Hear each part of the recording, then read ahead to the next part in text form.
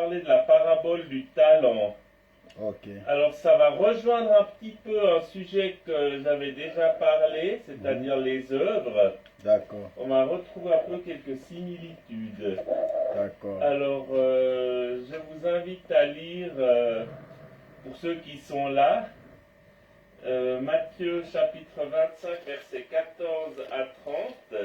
Matthieu 25, 14 à 30. Alors, il en sera comme d'un homme qui, partant pour un voyage, appela ses serviteurs et leur remit ses biens.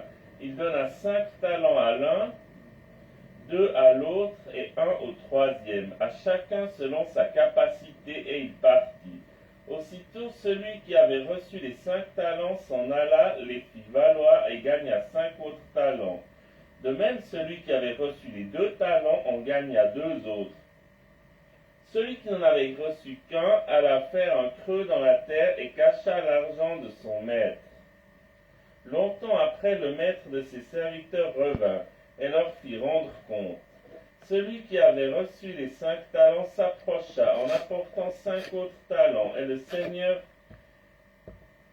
en apportant 5 autres talents, et il dit, Seigneur, tu m'as remis 5 talents, voici j'en ai gagné 5 autres. Son maître lui dit, c'est bien, bon et fidèle serviteur, tu as été fidèle en peu de choses, je te confierai beaucoup. Entre dans la joie de ton maître. Celui qui avait reçu les 2 talents s'approcha aussi, et il dit, Seigneur, tu m'as remis 2 talents, voici j'en ai gagné 2 autres. Son maître lui dit, c'est bien, bon et fidèle serviteur, tu as été fidèle en peu de choses, je te confierai beaucoup.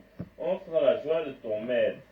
Celui qui n'avait reçu qu'un talent s'approcha ensuite et il dit, Seigneur, je savais que tu es un homme dur, qui moissonne où tu n'as pas semé, et qui amasse où tu n'as pas vanné. J'ai eu peur et je suis allé cacher ton talent dans la terre. Voici, prends ce qui est à toi.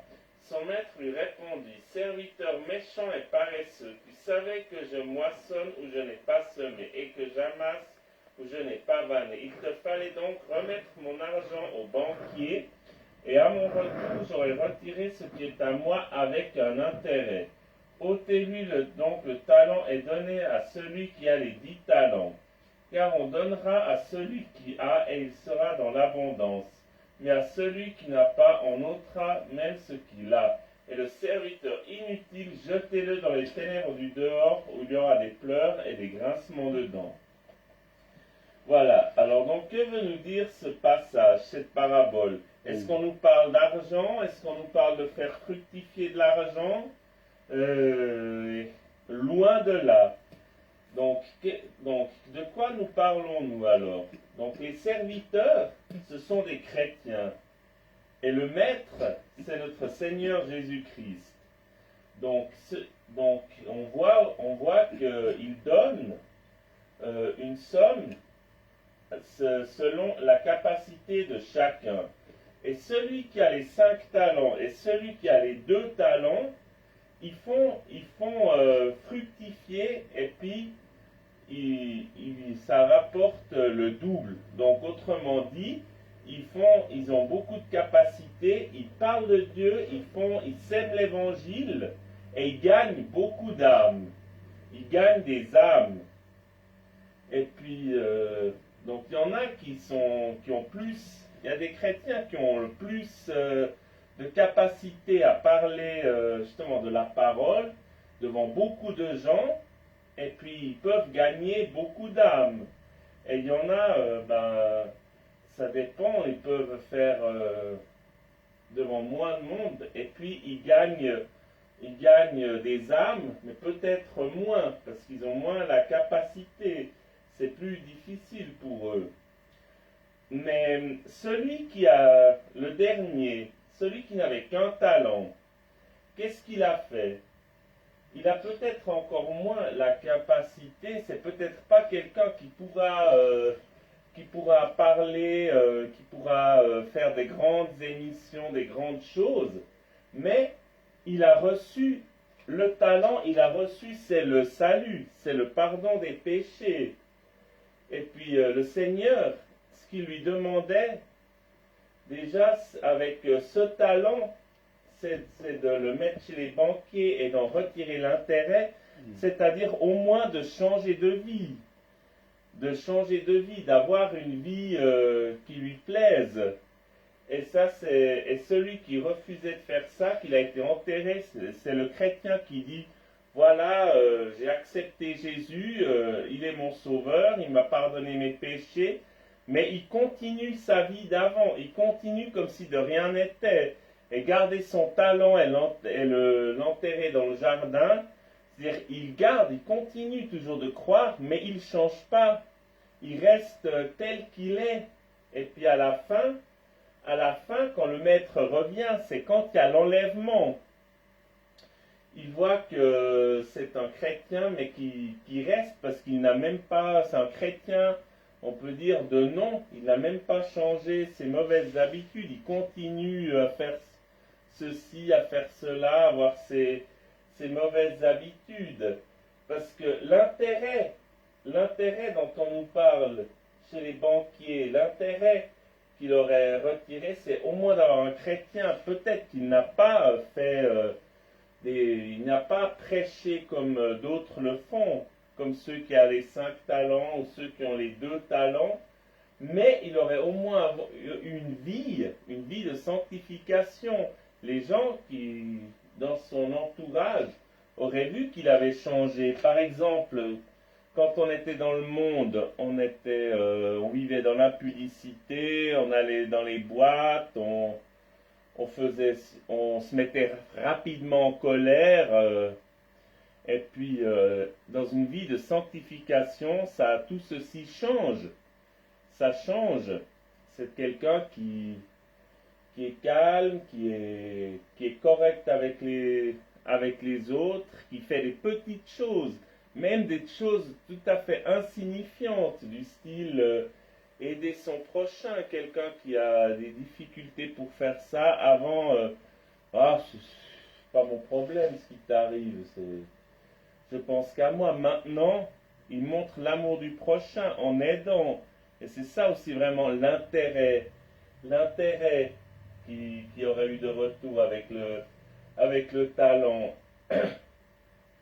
Et puis l'intérêt, ça peut aussi être qu'il passe au moins, même si c'est pas beaucoup de temps, il passe du temps à méditer la parole, à se soucier de ce que le Seigneur veut, à écouter le Seigneur parler, et puis à laisser enraciner cette parole dans son cœur.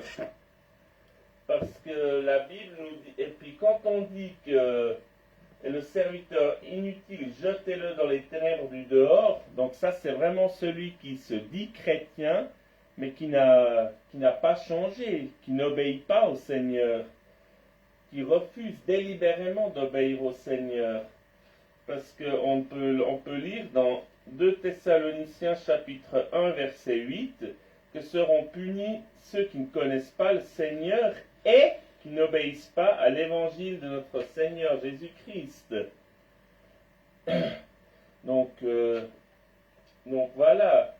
Donc certes, ce n'est pas les œuvres qui sauvent, mais quand on a accepté Jésus-Christ comme Seigneur et Sauveur, c'est déjà, la Bible nous dit qu'on est une nouvelle création.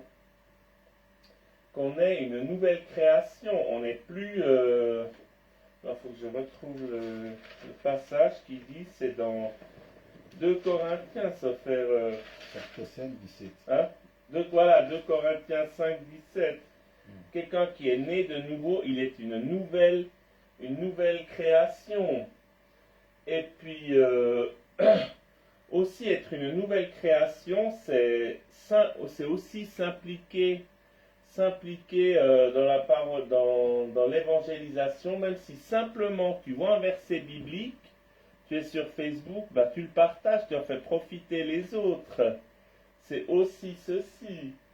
Parce que la Bible nous dit que le corps, la Bible compare l'Église à un corps. Ça c'est dans 1 Corinthiens 12, verset 14.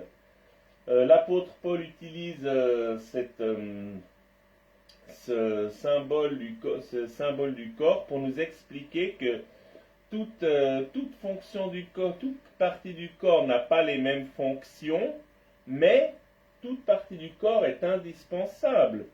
Certes, par exemple, les pieds, ils ne vont pas combattre les maladies comme les globules blancs, mais sans les pieds, pour marcher, tu ne pourras pas tenir debout, ce sera compliqué.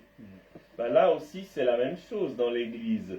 Certes, un sera un grand prédicateur, un autre sera peut-être un prédicateur de moindre importance, mais toi qui as reçu qu'un talent, tu ne seras peut-être pas un prédicateur, mais au moins tu feras le peu. Tu peux faire le peu dans l'église, le peu, les choses simples comme préparer la salle ou bien distribuer des bibles, ce genre de choses. Et surtout, même si tu ne fais pas un travail important tu n'es pas pasteur, mais au moins, déjà l'intérêt aussi, et surtout, l'intérêt c'est changer de vie, être montrer que tu es chrétien, montrer du fruit de l'esprit, montrer que tu es une nouvelle personne. Voilà, c'est ça que j'avais à cœur de partager. Est-ce que tu as des questions? Oui, oui. Donc, merci beaucoup d'abord pour ton intervention.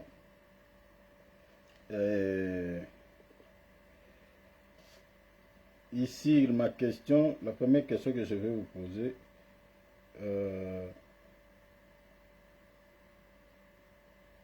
dans ces paraboles, les talents représentent quoi?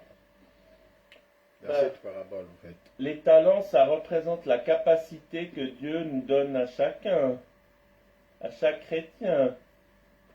Donc, tu as expliqué les talents comme les capacités. Les capacités.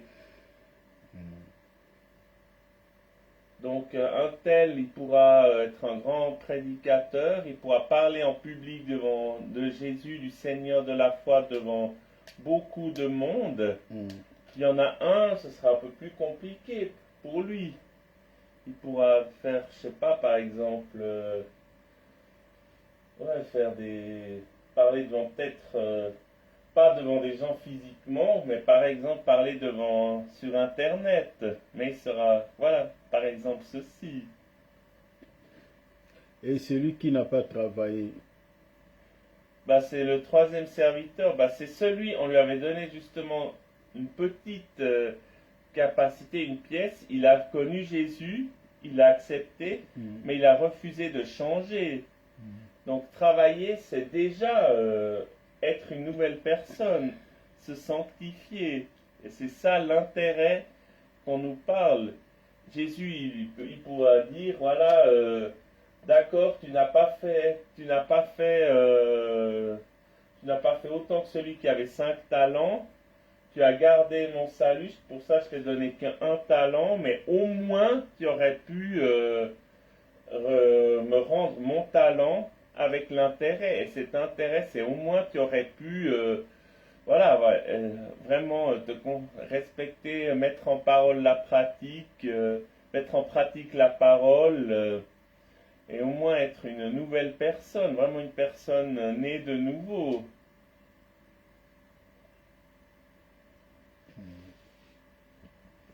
D'accord. Je crois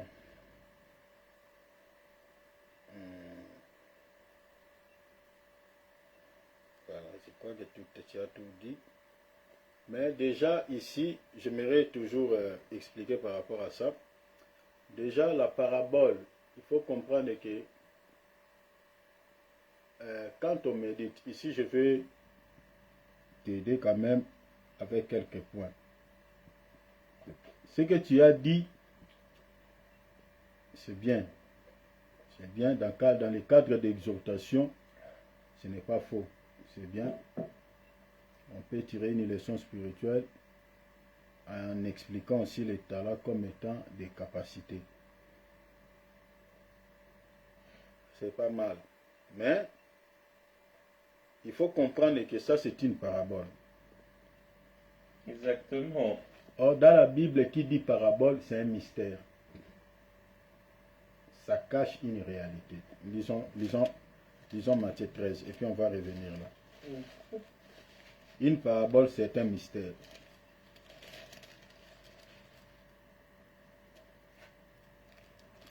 Lisons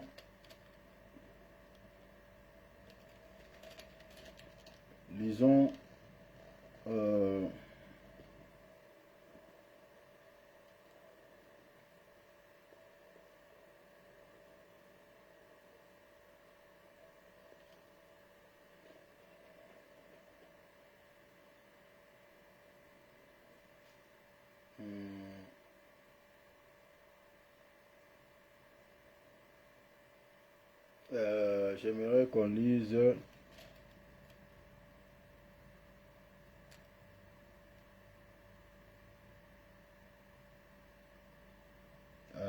je dis une parabole est un mystère.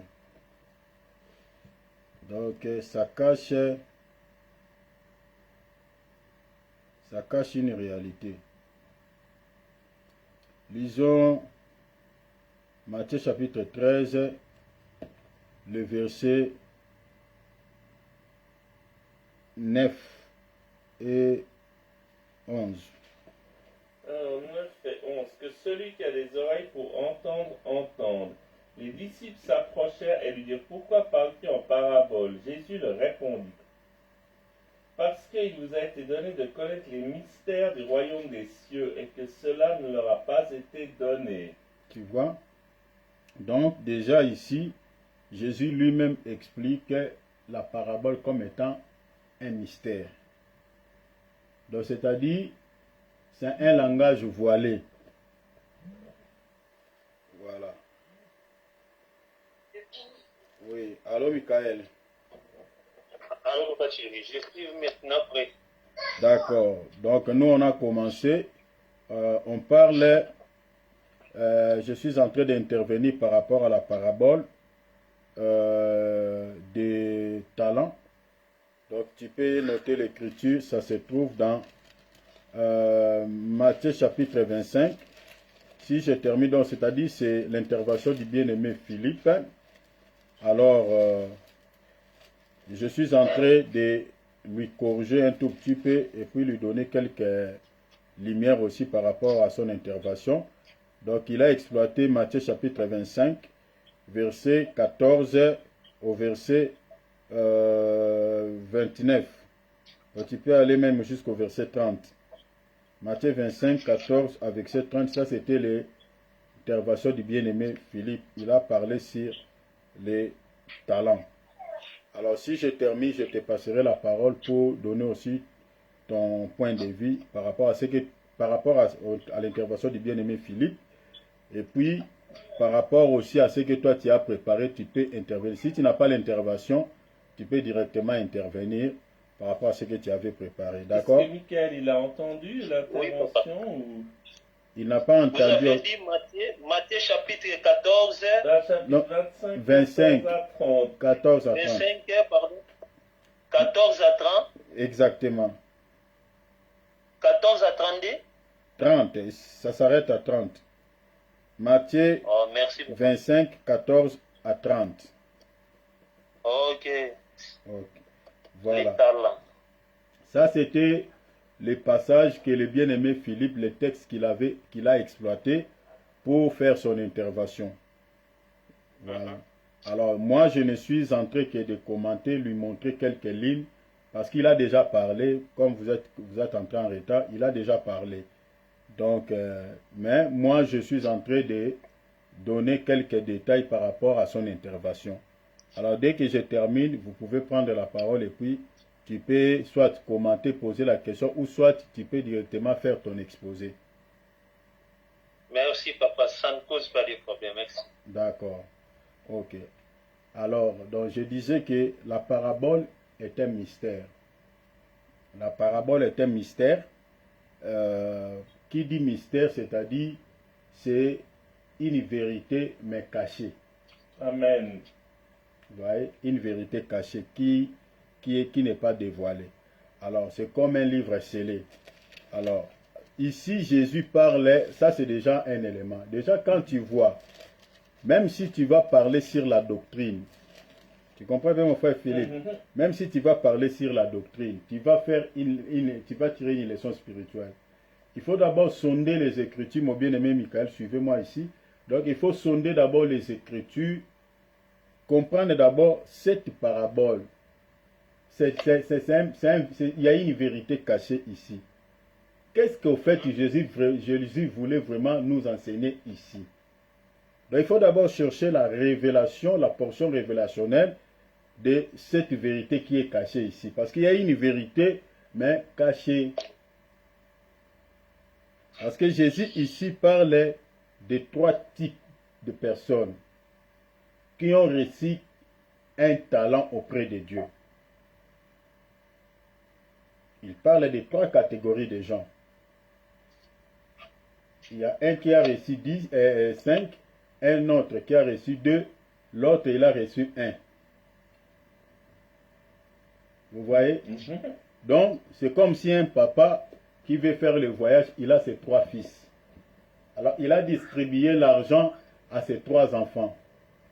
Il a donné au premier 5 talents, 5 sommes d'argent. L'autre, il lui a donné 2. L'autre, 1.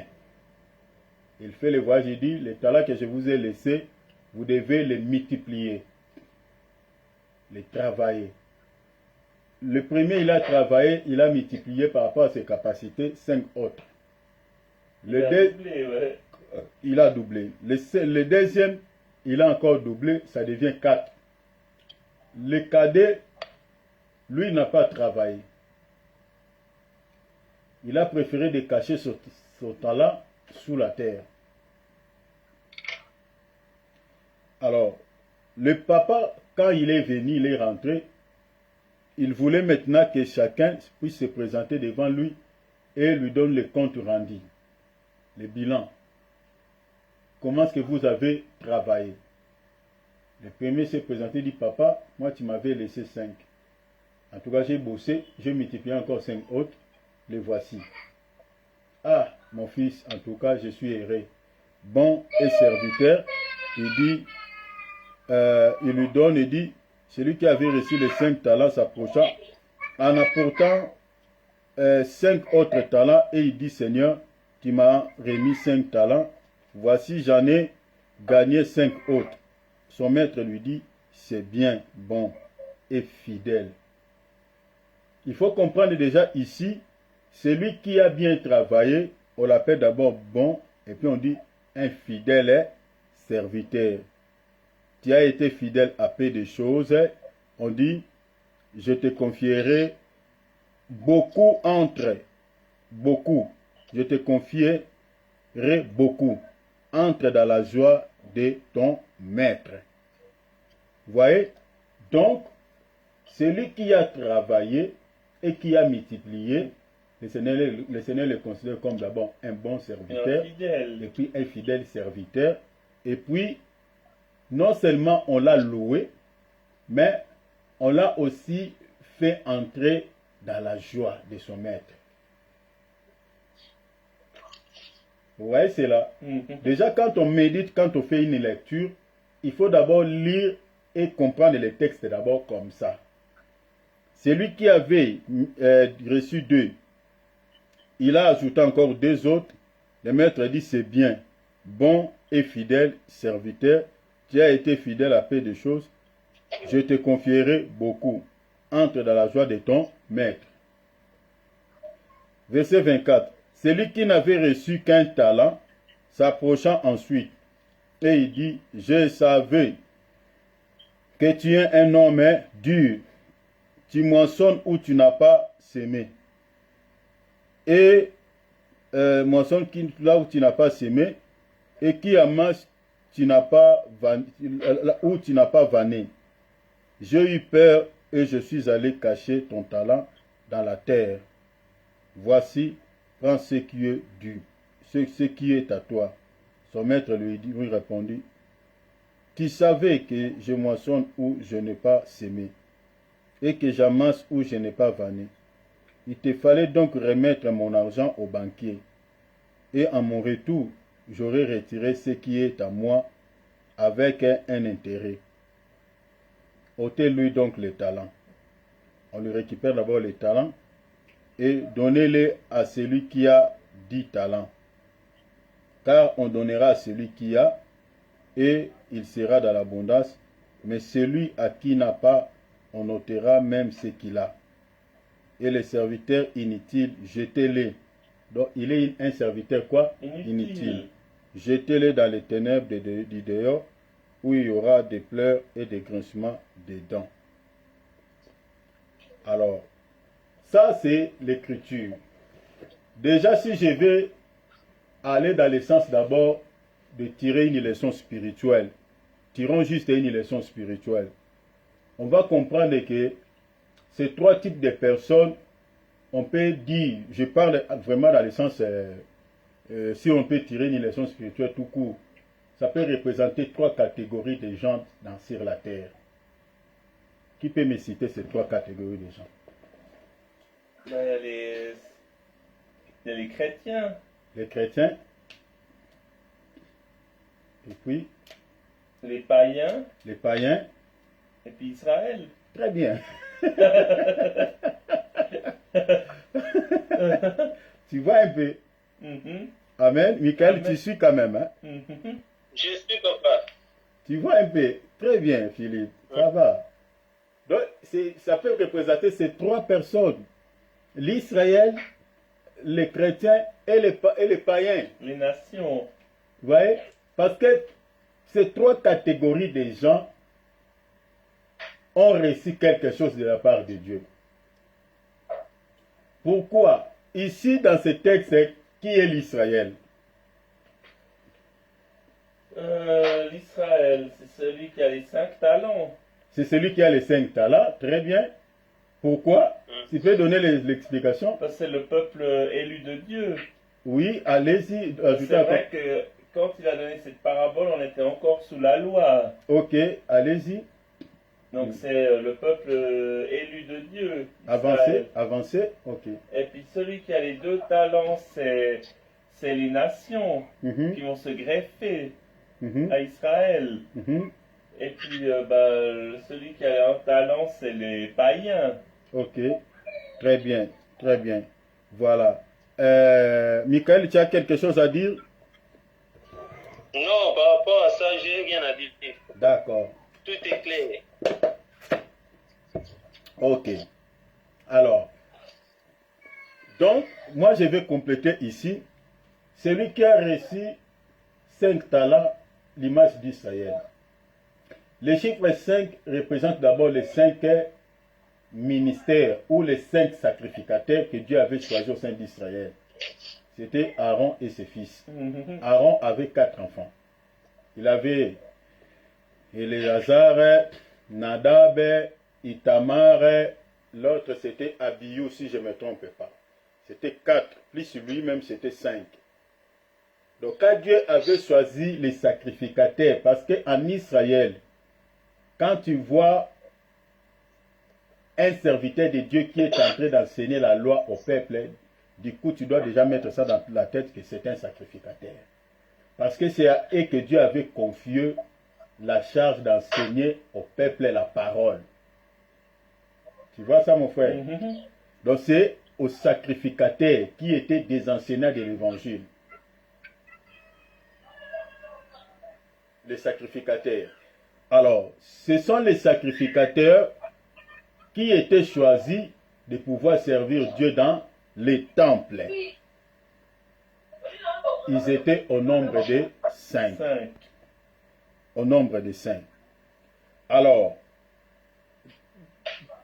pourquoi les chiffres, quand ils ont travaillé, ils ont multiplié ça en 10? Le 10, il a peut expliquer quoi? Donc il a doublé. Voilà, le 10, il a peut expliquer quoi?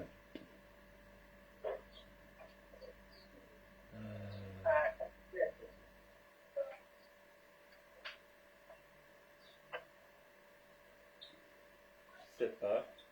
Les 10 commandements. Ah, les 10 commandements. Les 10 commandements, ah oui, oui. Ah oui. Ouais. C'était les 10 paroles, les 10 paroles, les 10 commandements que Dieu avait mis sur des tables de sa part de la loi. Le chiffre 10 parle de la loi. Les 5, c'est le chiffre 5, chiffre du ministère. Les 10, c'est les 10 commandements. Vous voyez, c'est pour cela qu'on attribue ça à l'Israël. Mais les nations, ils ont reçu combien? 2. 2 talents. Les 2 là peut expliquer quoi? Ça, je pense que personne n'aura ça. 2. Les 2 là peut expliquer quoi?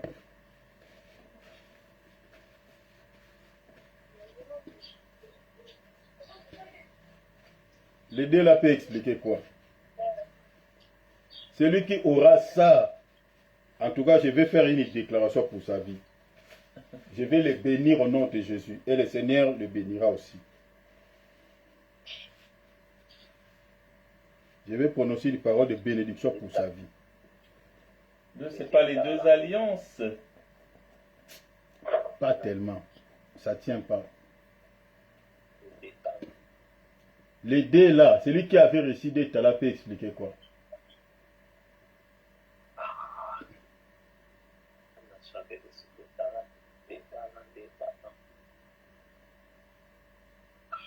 Bon, pour gagner du temps, les 2 là expliquent la croix. La croix. Oui. C'est la croix, l'image de la croix.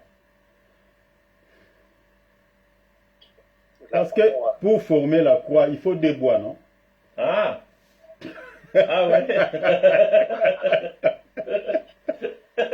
La croix et Jésus.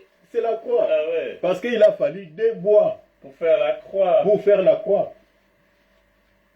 Il a fallu des bois. Et cette image-là des 2 croix, ça se trouve aussi dans l'histoire d'Élie le Tishbite, qui était allé vers la veuve de Sarepta. On dit que la veuve avait ramassé 2 bois. Or, cette veuve-là, c'est l'image de l'Église. Je changerai ici, je suis dans une autre dimension, mais je changerai aussi. Cette veuve-là représentait l'image de l'Église qui avait ramassé 2 bois. Or, les 2 bois-là, quand on fait ça comme ça, c'est l'image de la croix. Jésus-Christ a été crucifié sur la croix, il y avait 2 bois. Ah bah oui. L'image de la croix. Parce que s'il n'y a pas la présence de 2 bois, on va crucifier Christ où? Pour que les nations soient sauvées. Ah bah. Il n'y a pas le salut pour les nations. Bah ouais. Il a fallu 2 bois pour que le Seigneur soit crucifié. Maintenant, le chiffre 4 explique quoi?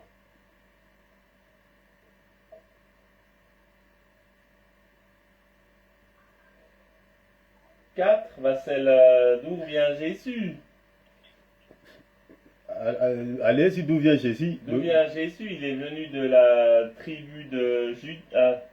De Judas, exactement. Et Judas était le 4e fils. Ça peut être aussi bien, ça aussi, ça peut être bien, mais pas vraiment. Pas vraiment, parce que si Dieu déjà explique ça, c'est pas faux. C'est pas faux, ça va, mais je cherche vraiment une réponse qui va coller. Parce qu'il a multiplié ça, parce qu'il a reçu 2, non? 2. C'est les 2 qui a donné naissance au chiffre 4. Ah oui, 2 fois 2. Voilà, 4. Maintenant, si 2 c'était l'image de la croix, qu'est-ce que... C'est l'image de la résurrection. C'est l'image des 4 évangiles. Ah. Parce que ce sont les 4 évangiles, 4 évangiles, parce que les 4 évangiles est né de la croix. Parce que l'histoire de la croix se trouve dans les 4 évangiles. Ah oui. Ce sont les 4 qui ont parlé de la naissance de Jésus et de sa mort. Ah ouais. Alléluia. Amen. Ouais, vous voyez ça? Ce sont les 4 qui ont parlé de la croix. Parce que si ces 4 serviteurs-là, les 4 évangélistes n'avaient pas parlé de la croix de Jésus, il n'y a personne d'autre qui pouvait parler de cela. Ah ben oui. Dans les épîtres, là, vous voyez là, ils répètent que tous ces épîtres-là, ce sont les apôtres, ceux qui ont parlé de la mort de Jésus, ce sont eux qui ont écrit aussi des lettres là. Donc c'est le chiffre 2 qui a donné naissance aux 4 évangiles. Donc c'est-à-dire c'est la croix qui a fait que Matthieu, Marc, Luc, Jean, il parle de la croix de Jésus. C'est ça, il a multiplié ça, ça a donné 4.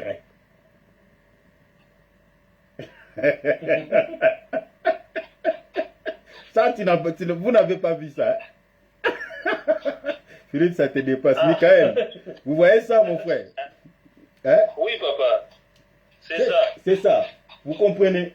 Mais maintenant, celui qui n'a pas travaillé, malgré il a reçu des talents, mais lui n'a pas travaillé, c'est l'image des païens qui ont des grâces. Il y a des païens qui ont de belles voix, mais qui ne veulent pas servir le Seigneur. Parce que la Bible dit quoi? Tout don et toute grâce excellente vient de qui? Vient de Dieu. C'est dans Colossiens. Lisons cela. Ils ont des dons, ils ont des talents, mais ils ne veulent pas servir Dieu. Colossiens, lisons cela.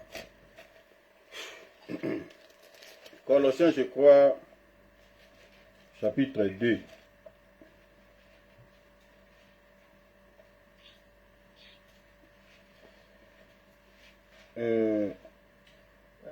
C'est Colossiens, je pense. Hein?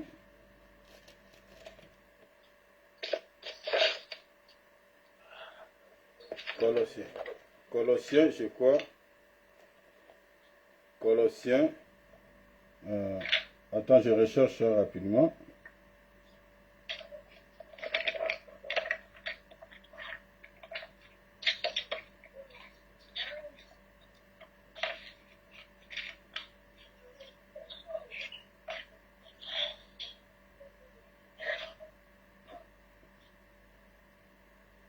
Non, c'est Jacques 1, 17. Je m'excuse.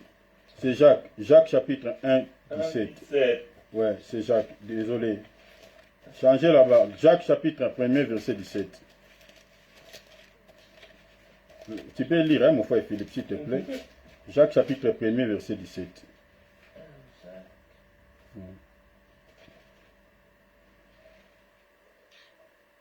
Alors, que toute grâce excellente et tout don parfait descend d'en haut du Père des Lumières, chez lequel il n'y a ni changement ni ombre de variation. Vous voyez cela? Donc, la Bible nous montre dans Jacques 1, 17 que toute grâce excellente et tout don parfait vient de qui? Vient du très haut. Donc, quand vous voyez les belles voix que les païens ont, hein, ces talents-là, ce n'est pas le diable qui les a donnés ça. Ah ben non, c'est Dieu. C'est Dieu. Ça vient de Dieu. Ouais, mais là, j'ai une question. Comment pourrait-il travailler pour Dieu s'il n'y croit pas? Mais le problème, c'est ça. Le problème, c'est qu'ils n'ont pas travaillé. Parce que le but de Dieu, c'était quoi? Que tous puissent les servir. Ah oui, la volonté de Dieu, c'est que tous accèdent au salut. Accèdent au salut. Il a distribué les talents à tout le monde. Personne ne manque. Même les diables avaient reçu les talents. Même les démons. Il n'y a personne qui peut dire lui il n'a rien reçu comme talent ou comme don excellent de la part de Dieu. Il a donné à tous. Mais le problème c'est que d'autres ont pris ces dons-là, ils ont caché. Donc ils se servaient les diables, c'est-à-dire servir les diables, c'est ça, il a caché les talents.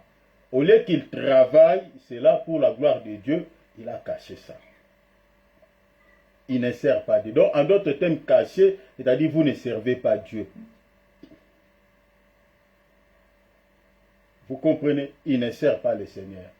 La raison pour laquelle ils iront où? En enfer. C'est aussi le type de chrétiens qui ont des grâces, mais qui ne veulent pas servir Dieu. Parce qu'il ne faut pas voir seulement les païens, parce que même tous les chrétiens, comme tu as dit tout à l'heure, qui ne servent pas Dieu, Dieu le mettra dans un même paquet.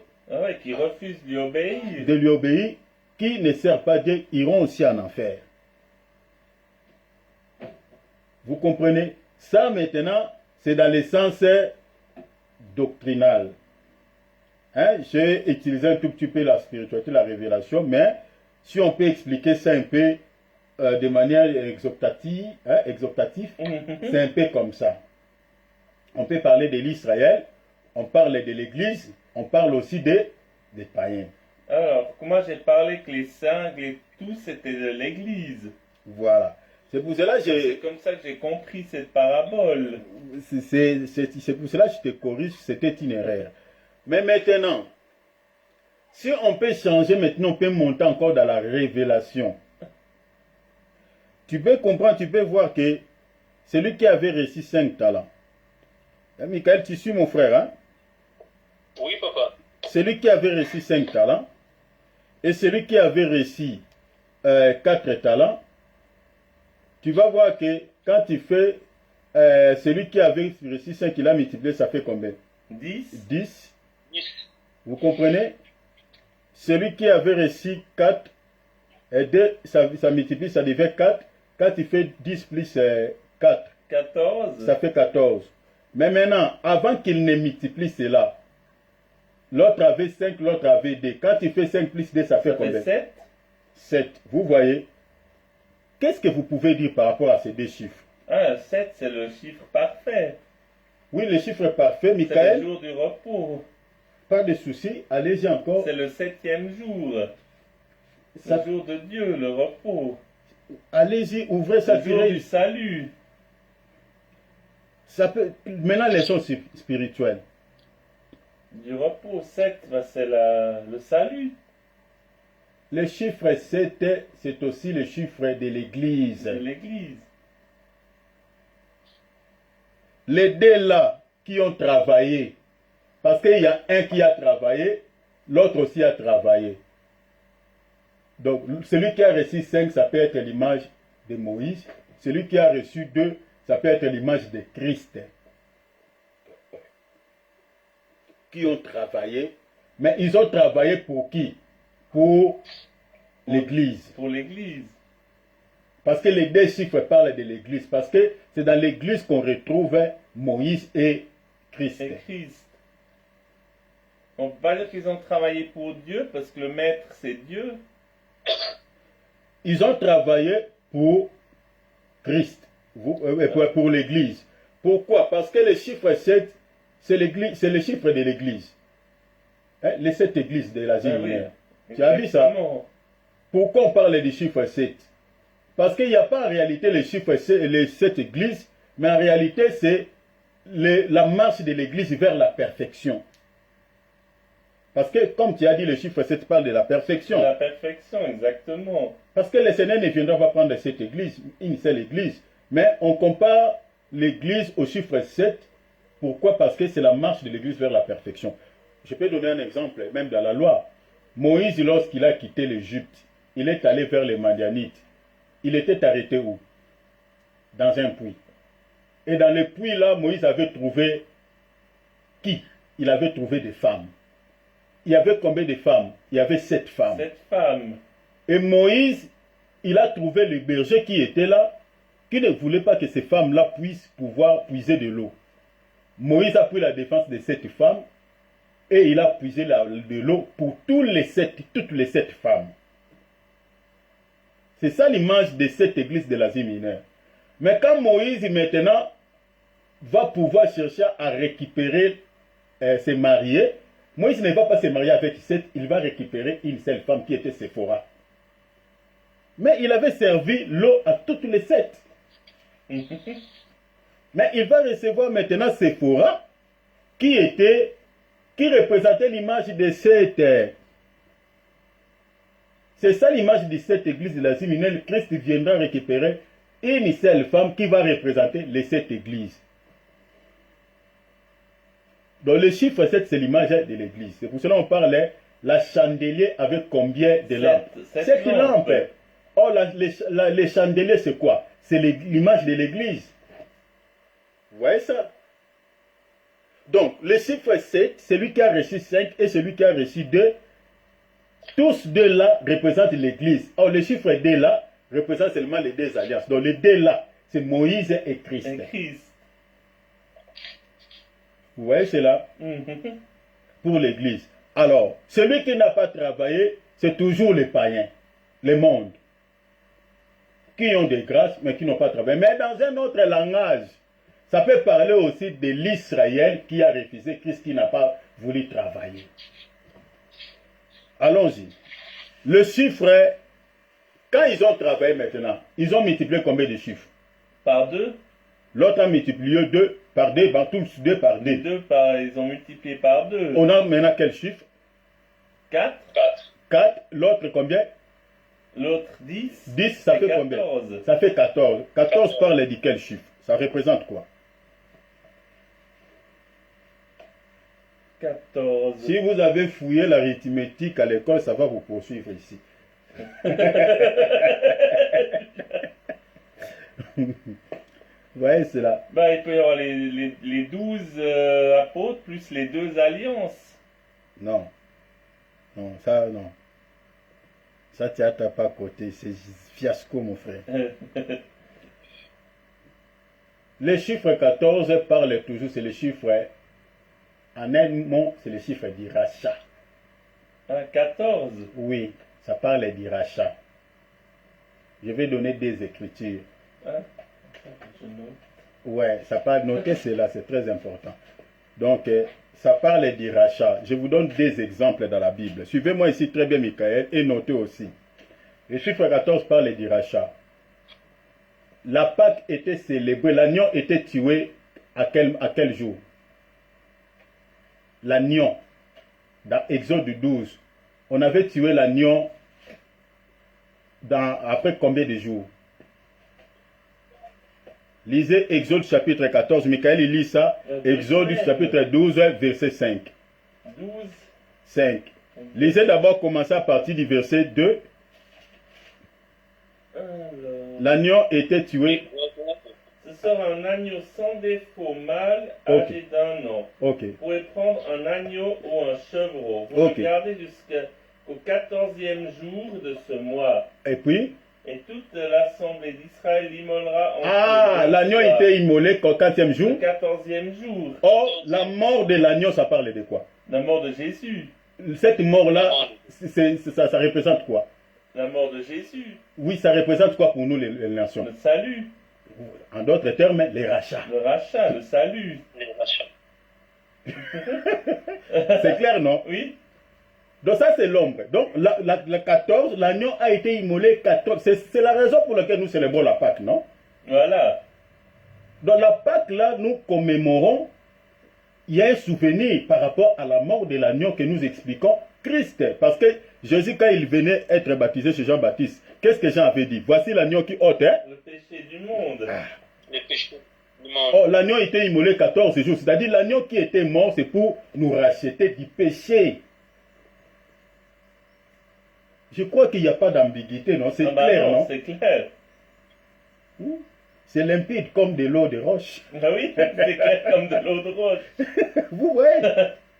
Donc ça, c'est la première vérité. Donc le chiffre 14 parle. C'est pour ça que je vous ai dit que les deux là, celui qui a reçu 5, celui qui a reçu 2, représente que Moïse et Christ. Parce qu'il représente l'Église. Parce qu'on retrouve le chiffre 7.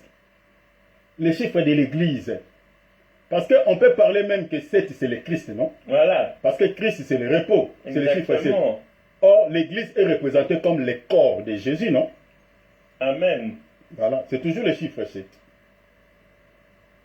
Alors, maintenant quand ils ont multiplié, ça devient 14. Donc nous comprenons que 14 parle du rachat. Et le rachat d'un peuple. Et le peuple là, c'est qui? C'est l'Église. C'est l'Église.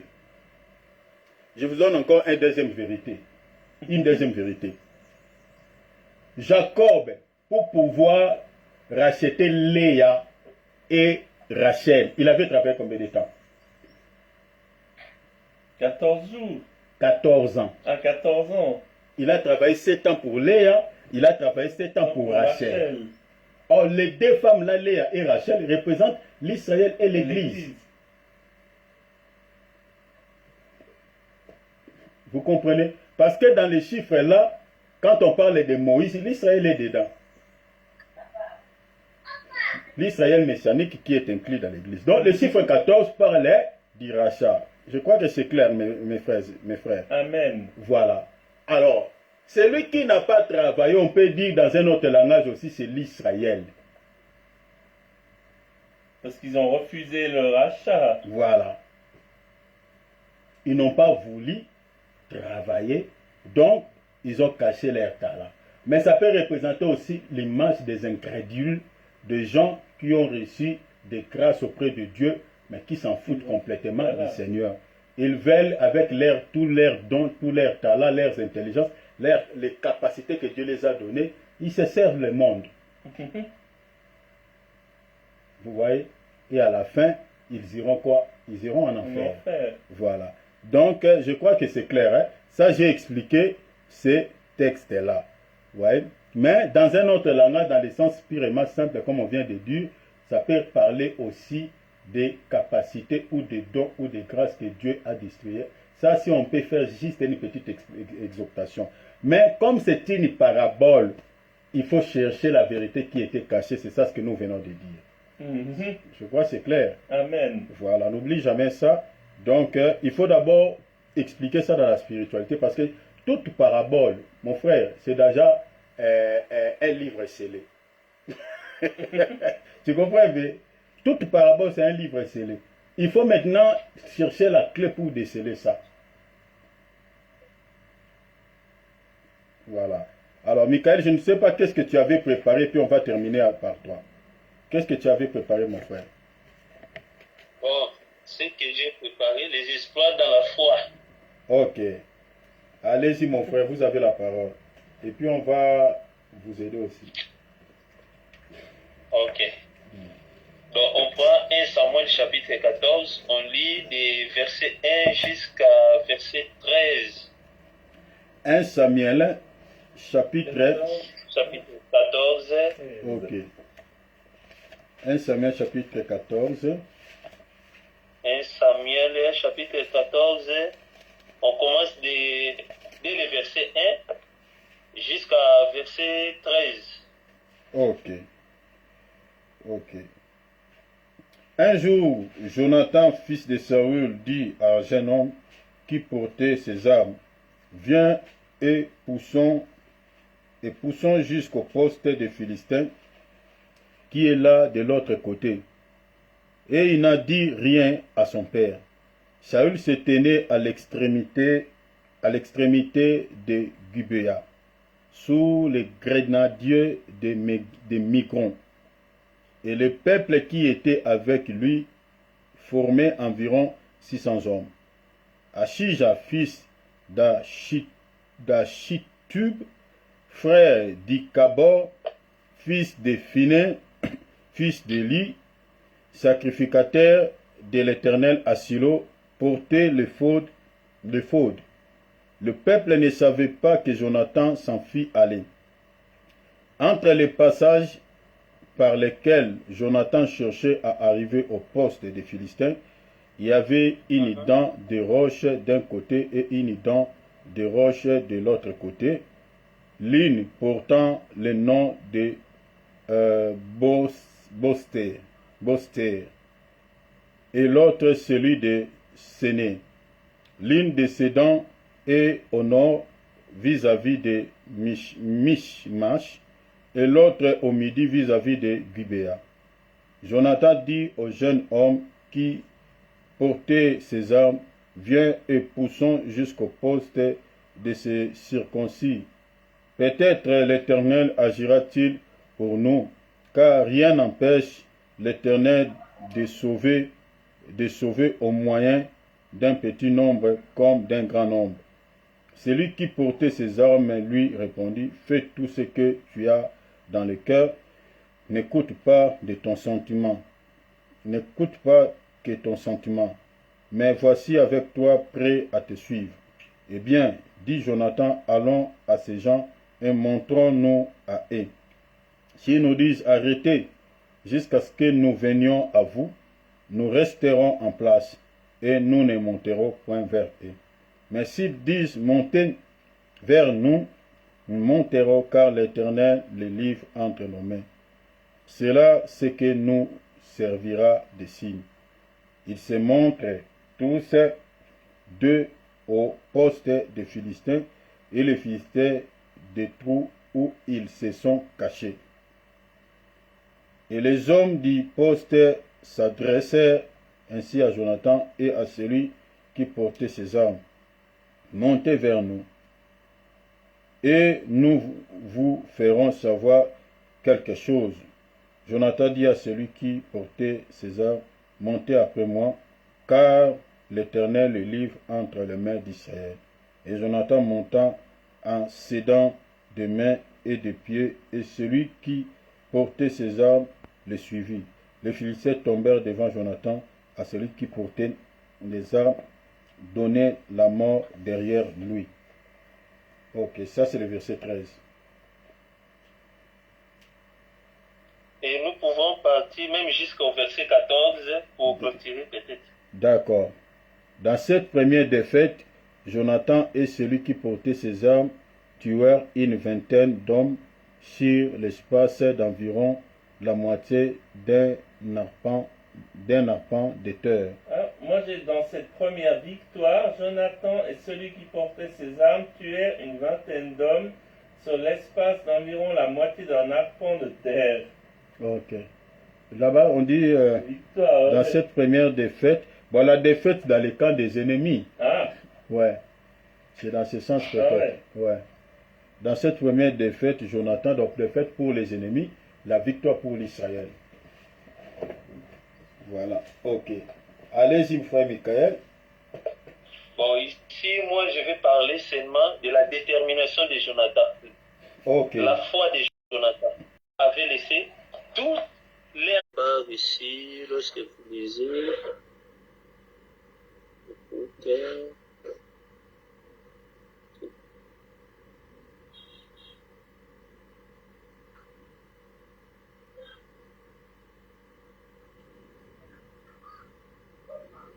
Il y a quelque part ici. Aïe, aïe, aïe, aïe, aïe.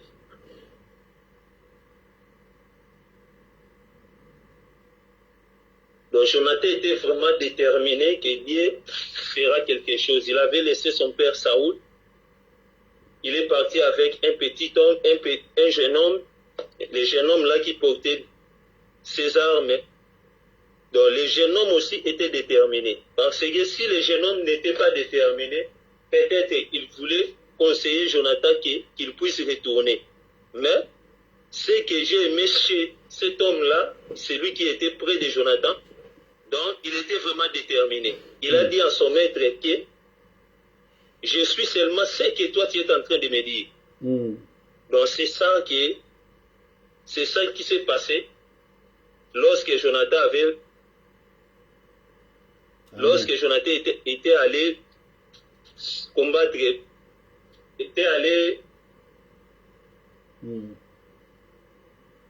lorsque Jonathan était allé se combattre avec les Philistins, donc Jonathan était déterminé, même l'homme qui les suivait, les serviteurs qui les suivaient, lui aussi, il suivait seulement ce que les maîtres lui disaient. Amen. Donc dans nos vies, nous aussi, nous devons être comme Jonathan. Amen. Nous devons avoir la foi. Amen. Par la foi là, Dieu fera des exploits dans nos vies. Amen. Dans n'importe quelle circonstance de nos vies. Donc Dieu fera quelque chose. Amen. C'est ce que j'avais à dire. Amen. Amen. Merci beaucoup, Amen. Michael. Merci. Ça, c'est bien, c'est très bien. C'est magnifique. Donc, pour la première fois, ça, c'est bien. C'est bien. C'est vraiment bien. Tu es dans les bons. Ça, c'est bon. C'est bon. Vraiment, c'est magnifique. Je crois que tu as compris d'abord, tu as eu l'idée. Ça m'a beaucoup frappé quand même. Donc, tu n'as pas cherché à pouvoir aller dans les 4 chemins, mais tu as regardé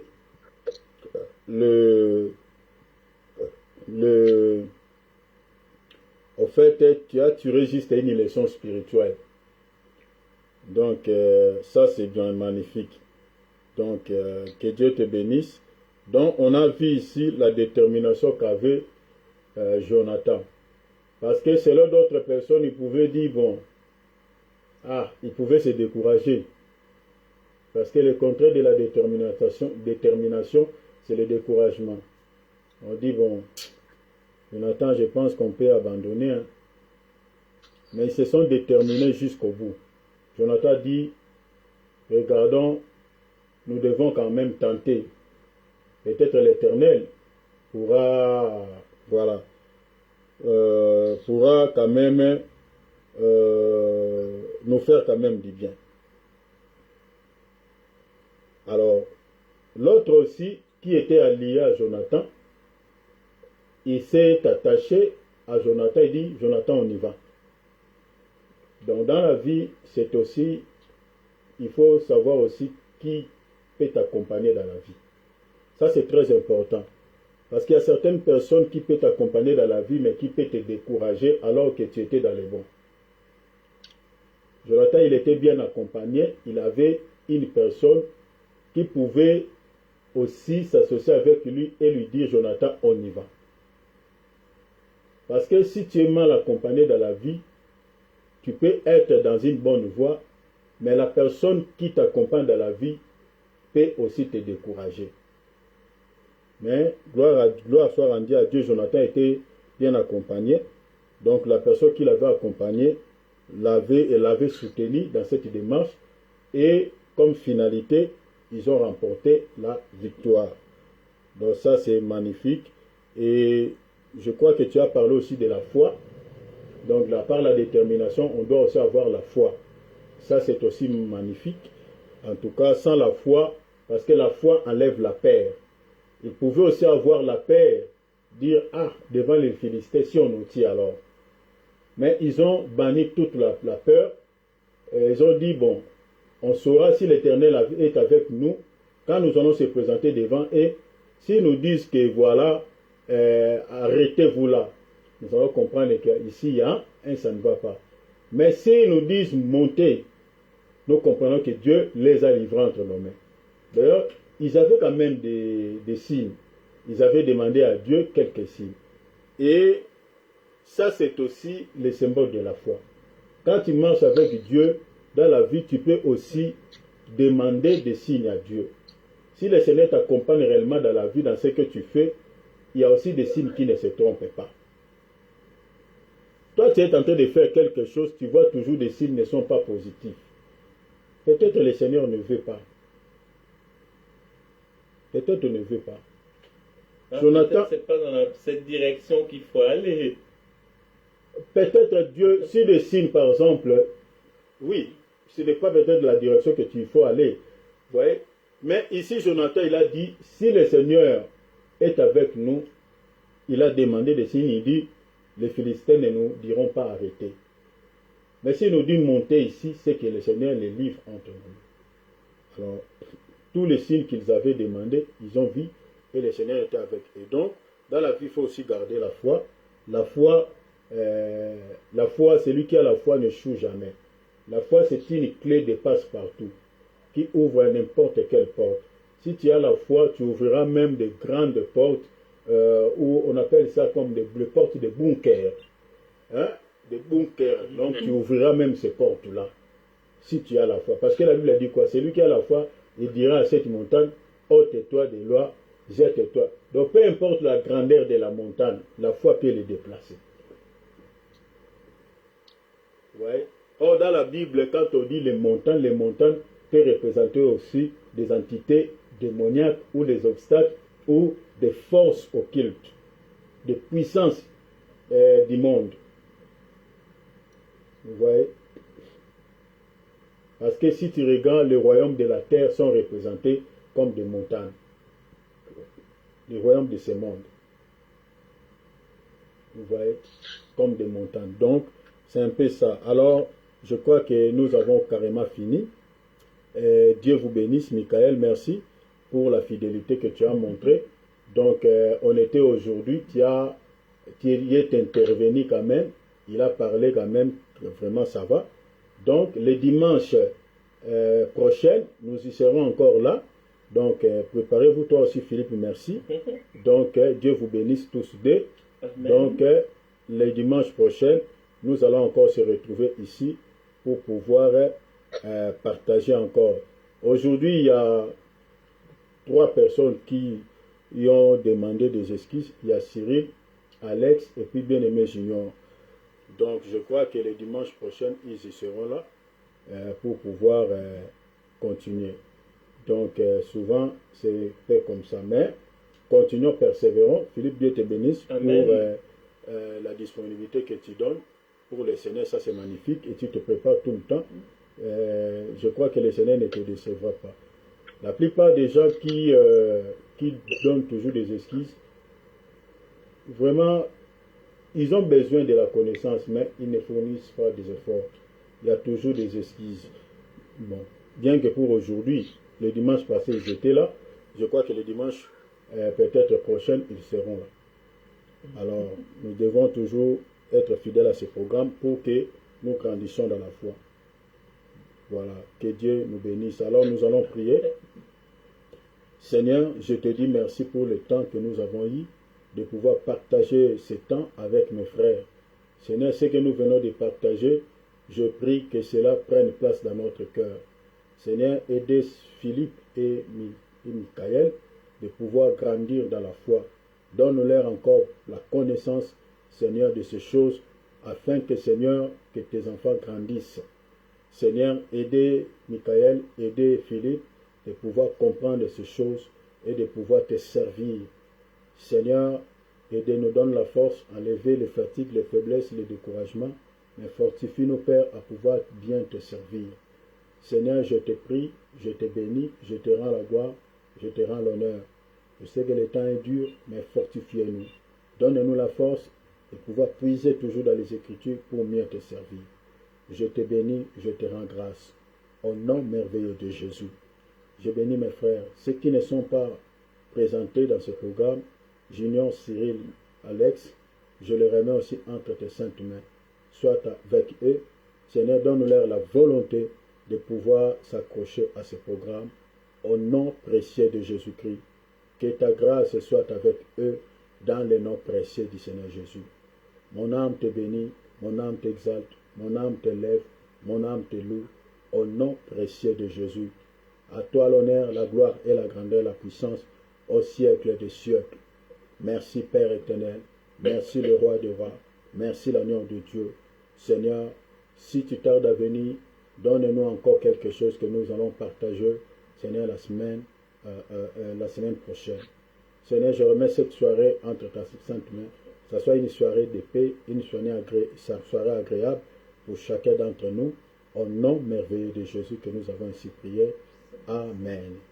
Amen. Amen. Gloire à Dieu. Voilà. On finit. Donc, voilà. On s'arrête là. Vraiment que Dieu vous bénisse tous. Au nom Amen. Toi précieux aussi, de mon Jésus. frère. Amen.